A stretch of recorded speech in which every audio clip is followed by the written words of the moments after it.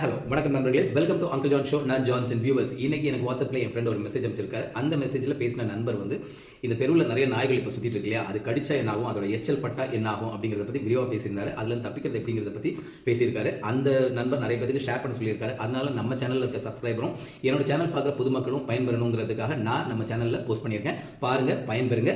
Like பண்ணுங்கள், share பண்ணுங்கள், comment பண்ணுங்கள், சப்ஸ்கிரைப் பண்ணுங்கள் மக்களே. ஓகே, பாய். இந்த நாய்க்குட்டி ரொம்ப அழகா இருக்குல்ல. இந்த அழகுக்கு பின்னாடி மனுஷனை கொல்லக்கூடிய இன்னமும் மருந்தே கண்டுபிடிக்கப்படாத ஒரு வைரஸ் இருக்கு. அதான் ரேபிஸ். இந்த ரேபிஸ் வைரஸ் எல்லா பாலூட்டிட்ட இருந்துமே மனுஷனுக்கு பரவும். ஆனா 99% நாய்ட்ட இருந்து தான் பரவுது. மதுரையில ஒருத்தங்களுக்கு 4 மாசத்துக்கு முன்னாடி பூனை கடிச்சிருக்கு. அவங்க ரேபிஸ் தடுப்பூசி போடாததால 2 நாள் முன்னாடி ரேபிஸ் வந்து இறந்துட்டாங்க. இந்த ரேபிஸ் வைரஸை நாம தடுப்பூசி மூலம் 100% கண்ட்ரோல் பண்ண முடியும். ஆனா தடுப்பூசி போடாம விட்டா இப்படிதான் ஆகும். இதுக்கு பேரு ஹைட்ரோபோபியா. தண்ணியை பார்த்தாலே பயப்படுவாங்க. இது ரேபிஸ்க்கான ஒரு சிம்டம்ஸ். இந்த சிம்டம்ஸ் வந்துட்டா எந்த மருந்தாலையும் நம்மளை காப்பாற்ற முடியாது. 100% சாவு உறுதி.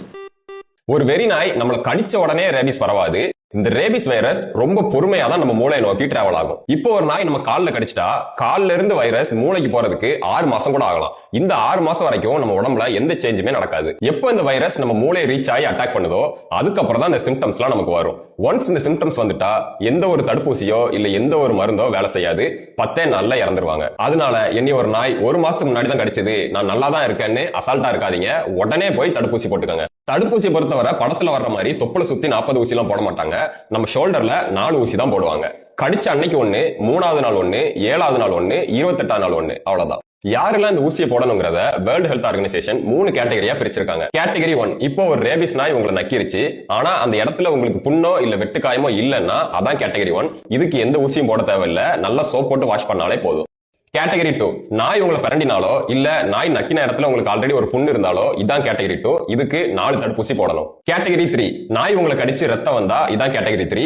இதுக்கு 4 தடுப்பூசி கூடவே இம்யூனோகுளோபுலின் சேர்த்து போடணும்.